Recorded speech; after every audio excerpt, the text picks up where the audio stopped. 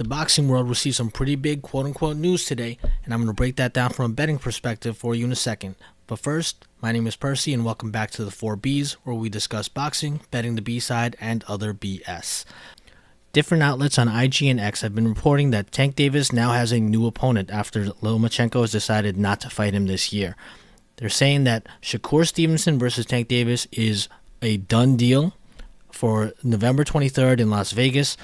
We'll wait a little bit longer to see if that actually does happen, but from a betting perspective, we want to keep in mind here that when we're talking about who the A side and who the B side is, the B side is clearly Shakur Stevenson. Now, what that has to do for you is you keep in mind other fights that have happened too, like Devin Haney versus Vasily Lomachenko a year ago, where you had what I thought Lomachenko winning the fight, and actually if you were tracking the bets as the fight was going on, so did everybody else, so did the betting sites, because they were offering a cash out where you were getting a good amount of your money plus winnings if you cashed out early, all the way through to the 11th round.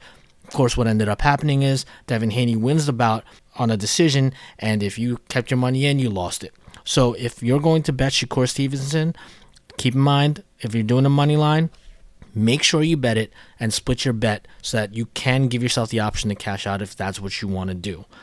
I would expect that Stevenson would be plus money as a decision, but keep in mind, if you do pick him, you probably won't be able to get your money back on that. They don't usually offer the cash out on a decision or KO, but they do offer it on the straight money line bet. A lot of people saying that Lomachenko is ducking. I get you. I understand why people might be saying that, but here's the thing. Lomachenko is 36 years old. He started his career as a pro at 25 with a title bout right from the jump.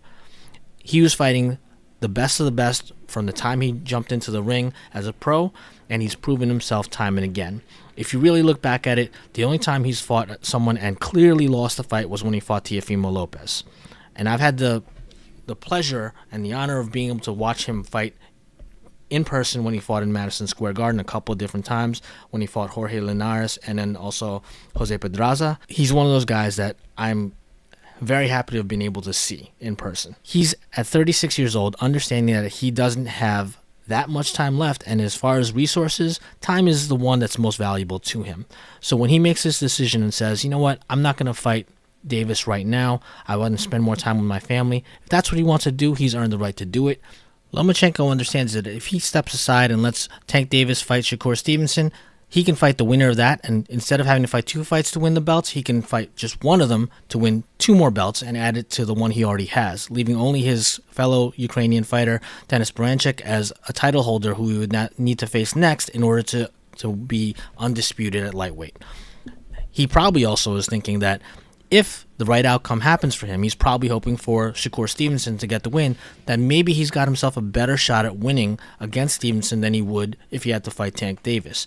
He doesn't have to worry about the power that he would against Tank, and he could consider himself saying, I'm a better fighter, I'm a better skilled fighter than Shakur. Whether he's right or not is going to be proven in the ring, but that could be the chance he's taking, knowing that he would then only have to fight two fights in order to become undisputed and retire as someone who has collected the 4 belts in the lightweight division.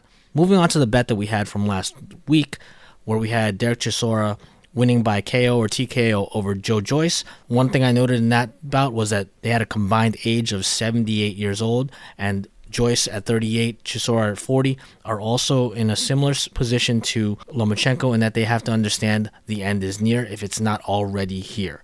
Chisora has said that he wants to fight 2 more fights. If he wants to do that, who can stop him from doing that? He did get a victory in this. He's got to pick the right opponents and just get the most money he can for the least amount of damage. In Joyce's concern, I would say maybe you want to take 6 to 12 months off to really consider if you miss what you're doing here in the ring, because he has been taking tremendous amounts of damage in 3 out of the last 4 fights he's had, lost 3 of them, and probably could have gotten KO'd for the 3rd out of the 3 losses this time around, but Chisora just gassed out. I don't see him really having much to gain from all of this, and I would like to see him choose to retire. Speaking on the bet itself, though, if you put money on Chisora to win by KO or TKO at plus 650 like I did, you didn't win, but you know what? You got your money's worth because he knocked down Joyce in the 9th round and really looked like he could have come out with a stoppage that we wanted to see. And if you look at it from the other perspective, if you had bet on Joyce either to win on the money line, to win by KO, or to win by a decision, you would have been getting lesser odds and you never would have felt good about your bet. So this is one of the perks of the B side. You pick something that is plausible and gives you a lot more entertainment than if you had taken the other side and been wondering to yourself the whole time, why did I even pick this bet? If somehow you were able to pick Chisora by decision, God bless you. I didn't see that coming at all, like I told you in the preview for the fight. If it worked out for you, great. I just didn't see it happening. Moving on to the Olympics 2024. If you've been following along with this and been trying to track different boxers from the country you are tracking, in my case, I track the US and the Philippines.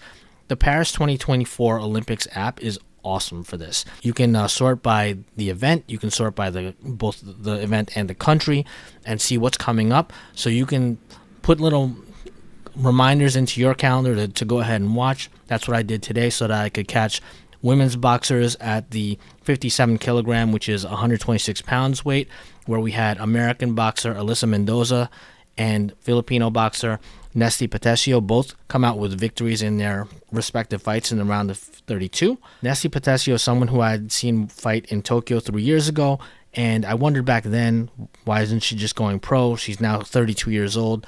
I hope that she will be able to make some money off of this.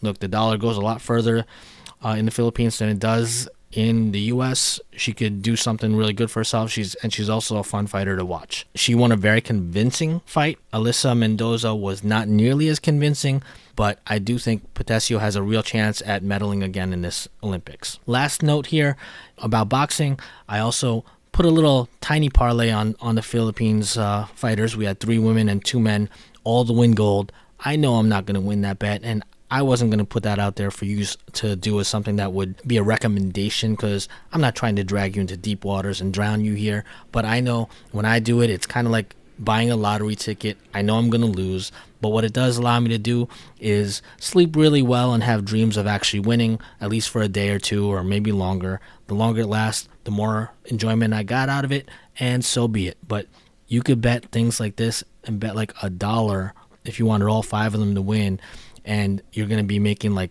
$600,000 off it, which will never happen. But that's why I did it, because it seems like a fun thing to do.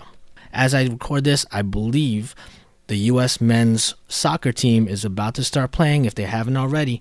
So go USA in the soccer, and I'll catch you later on this week, because you know we have a bunch of big fights going on with Crawford Madrimov and that huge card coming out of California thanks to Turki Al-Sheikh. I'll definitely have some previews on that and what I will be betting either on Friday night or Saturday, depending on what I see in the weigh-ins. So until then, please like and subscribe, and I'll see you in a few days.